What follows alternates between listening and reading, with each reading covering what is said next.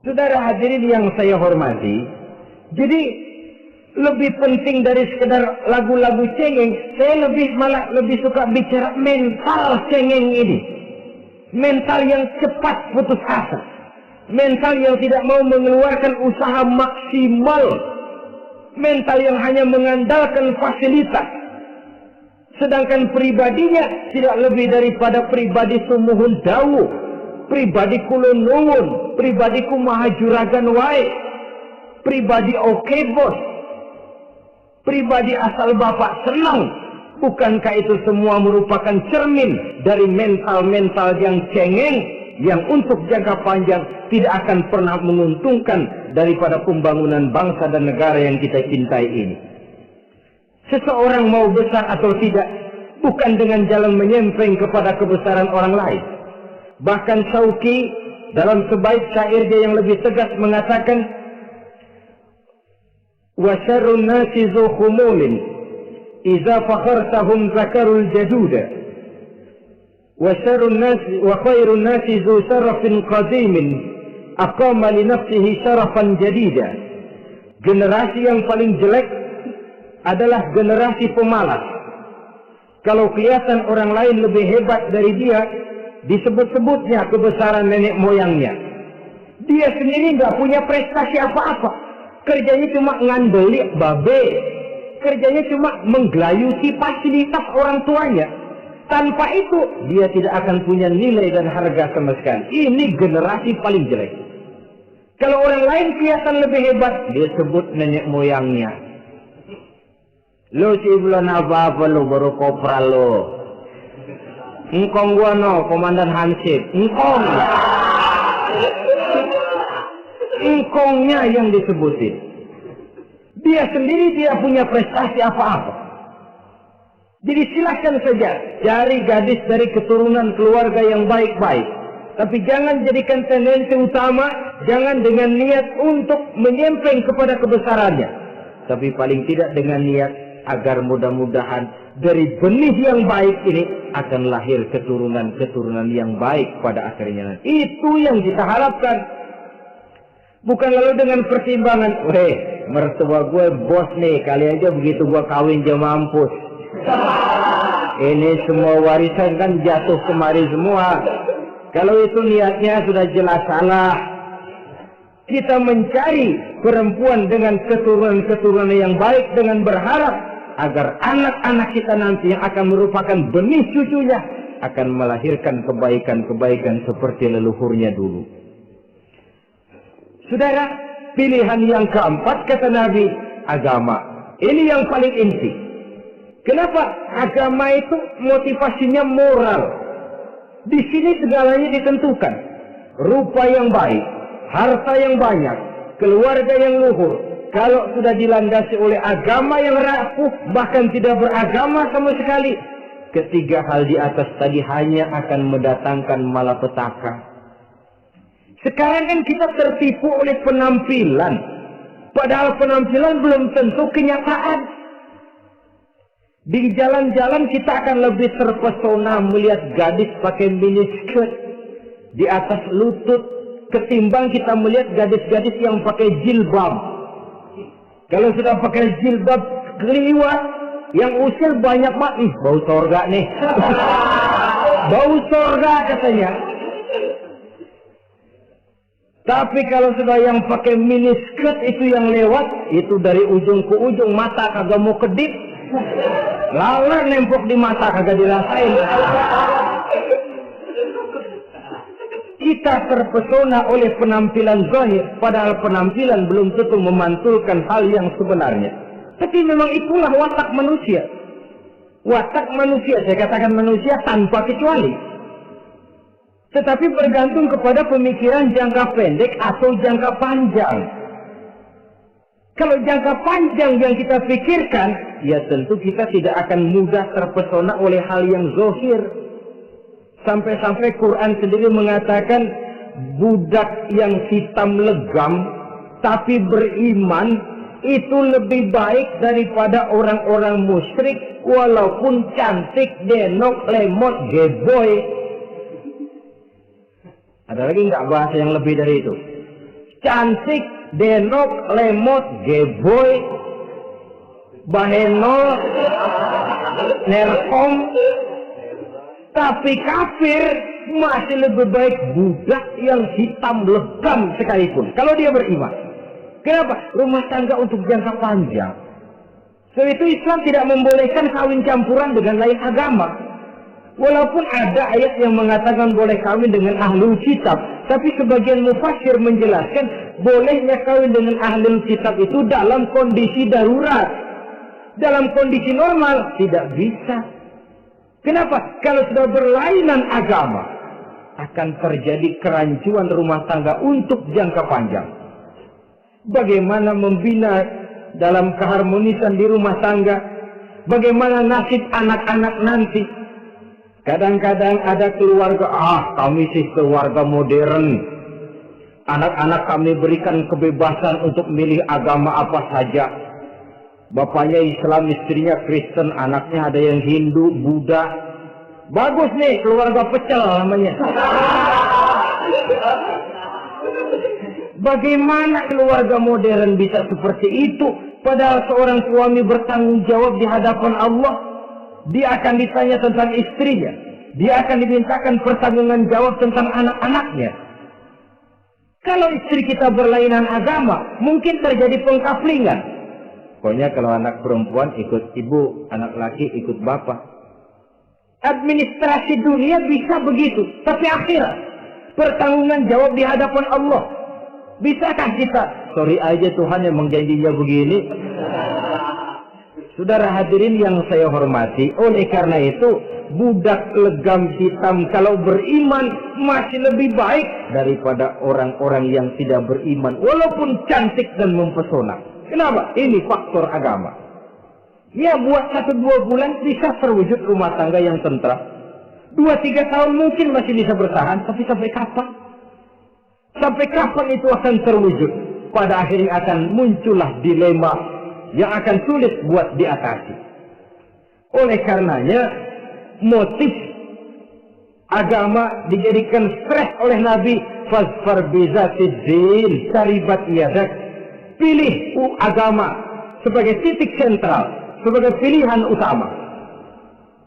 Kalau agamanya kuat, walaupun rupanya sederhana, tapi karena nilai agamanya kuat, dia bisa menyenangkan hati suaminya.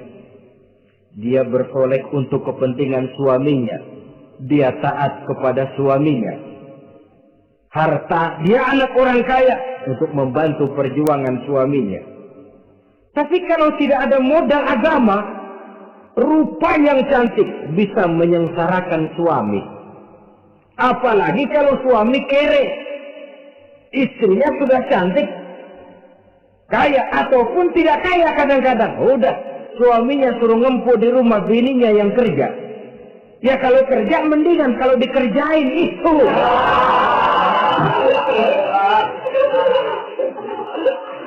Itu yang repot. Saudara hadirin yang saya hormati, dan ini bukan 1-2 kasus. Alangkah malangnya kalau sudah terkena hal seperti itu. Akhirnya seperti pengaduan sahabat kepada Rasul tadi. Mau diceraiin, cinta saya udah medok benar Rasul. Enggak diceraiin, hati saya ngebet, pegel. Si malakama akhirnya. Jadi oleh karenanya agama. Kalau dia cantik, walaupun miskin, agamanya kuat, dia bisa memelihara kehormatan diri. Dia kaya, agamanya kuat, hartanya disalurkan di jalan Allah. Karena itu, agama jadikan pilihan utama. Dan ukuran agama itu bukan cuma jilbab loh. Ya kadang-kadang ada juga yang jilbabnya nggak pernah lepas, tapi kadang-kadang akhlaknya lebih binal dari yang keribu. Ada cuma sekedar kamuflase saja, itu pun penampilan. Sekedar penampilan saja. Cuma dari segi aurat ya memang lebih baik dan lebih utama. Dan saya kira lebih mengundang penasaran toh. Duren kalau udah dibuka kan kelihatan isinya. Udah begitu. Udah. Tapi kalau masih rapat, itu yang rasanya kita pengen buka. Timbul tantangan. Gue pengen tahu isinya. Rasanya juga begitu. Sama saja dengan baju, kalau dibungkus rapat di plastik, ditaruh di etalase, adanya di toko mau serba ada, tahu kita barang mahal nih. Biar punya duit, kita mau nawar ragu-ragu, takut nggak cukup. Tapi kalau barang sudah dibuka di jalanan, diobral di pinggir jalan, murahan, 1.003 masih dicampur odol. Yang begitu sih biar nggak punya duit, kita berani banget tanya, nawar, megang lagi nyemek. Berat duit nih bang. Kenapa? Barang sudah terbuka. Jadi saudara-saudara, syukur kalau keempat-empatnya ini jodoh terkumpul dalam jodoh yang saudara cari. Sudah rupanya cantik, kaya, keturunan orang baik-baik, agamanya kuat. Nah, surga dunia tuh. Yang begitu cari. Kalau ada yang begitu, saya juga mau nambahin satu lagi.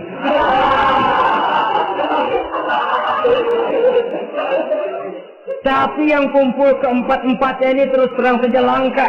Makhluk langka ini. Kadang-kadang cantik, kaya, keluarganya hebat, agamanya nol, akhlaknya kayak setan. Tapi yang paling celaka kalau empat-empatnya kagak ada. Rupanya jelek, melarat, bapaknya biang maling, kagak beragama lagi. Apanya yang mau dipilih, mampus saja mendingan. Sudah nggak ada pilihan sama sekali toh. Sudah nggak ada pilihan sama sekali. Saudara hadirin yang saya hormati, terutama adik-adik remaja. Nah, lalu apa motivasi agama dalam pembinaan ini apa? Agama ini kan memberikan contoh bahwa perempuan yang baik itu, yang kita ingin jadikan dia sebagai ideal dalam pencarian jodoh, tandanya 3. Iza ra'aitaha sarratka, kata Nabi. Kalau dipandang, dia bisa menggembirakan kamu. Kan ini yang penting buat seorang suami. Kalau saudara nanti jadi suami, punya istri yang jadi partner setia mendampingi suaminya. Kalau dilihat nggak bosenin. Kenapa? Dia berdandan untuk nyenangin hati suaminya. Nggak bosenin. Kan kadang-kadang ada bini kalau kita pulang demek aja buat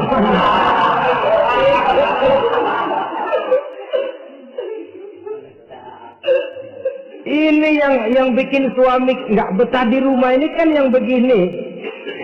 Adapun perempuan yang beragama, apabila dipandang oleh suaminya, dia pandai menyenangkan hati suaminya. Andai kata suaminya dalam kesulitan, dia tidak menambah beban kesulitan. Paling tidak dia bisa memberikan satu bantuan moral. Bantuan moral untuk mengurangi beban kesulitan daripada suaminya. Suami pulang dagang rugi, kata istrinya, romantika bang. Sekali-sekali lah, masa selamanya dagang mau untung. Besok siapa tahu untung lebih besar.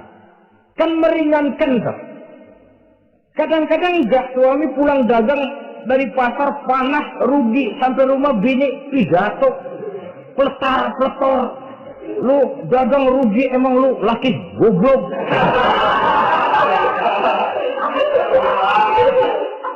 Sudahlah di pasar rugi, di rumah digoblok-goblokin. Ini nanti kena penyakit broken home yang begini ini. Padahal kesuksesan di kantor, kesuksesan di pasar, kesuksesan di medan tugas selalu dimulai dari kesuksesan dan ketenangan dari rumah tangga. Dia berhias untuk kepentingan suaminya, tidak terlalu berlebihan, dan suaminya pun pandai menghargai istrinya dengan kata-kata yang menimbulkan gairah dan semangat. Ada istrinya berkata, kamu makin cantik saja. Jangan juga kadang-kadang suami ketus. Ngelihat dasu pulang kantor, lihat suaminya, istrinya dandan rapi, tumben lu membekasin apa? Membekasin katanya. Artinya apa ini? Pandai mengembirakan, bisa tenggang rasa, bisa berbagi rasa. Sehingga suami merasa ada tempat dia bertukar pikiran, ada tempat dia membicarakan persoalan. Dialog dalam kehidupan berumah tangga itu sangat diperlukan. Iza ra'aitaha sarratka, kalau dipandang dia sanggup mengembirakan kamu. Dikasih uang 500 senyum, 5.000 pun ketawa. Menggembirakan. Dia bisa taruh kata hatinya kesel, tapi mulutnya senyum. Nah ini yang sulit ini. Senyum tapi kesel, kesel tapi senyum. Kadang-kadang istri itu kan kalau sudah kesel, suami pulang nggak bisa dia menyembunyikan kekesalannya. Dari jauh suami sudah lihat ini yang nyambut, ini bemo ini. Udah monyong ram. Saudara hadirin yang saya hormati, yang kedua, bila diperintah dia taat. Ini pengaruh agama. Sehingga Nabi mengatakan, "Lau amartu li ahadin ayyasjuda ila ghairiha, la amartul mar'ata litasjuda ila zawjiha likibari haqqihi 'alaiha." Andai kata saja boleh aku memerintahkan manusia untuk sujud kepada sesama manusia, pastilah aku perintahkan perempuan untuk sujud kepada suaminya. Kenapa? Karena besar hak suaminya kepada dirinya. Untung sujud kepada manusia tidak boleh. Andai kata boleh, perempuan disuruh sujud sama suaminya. Ini tidak perlu sampai sujud, cium tangan saja minta ridho suami. Kadang-kadang perempuan sekarang berat.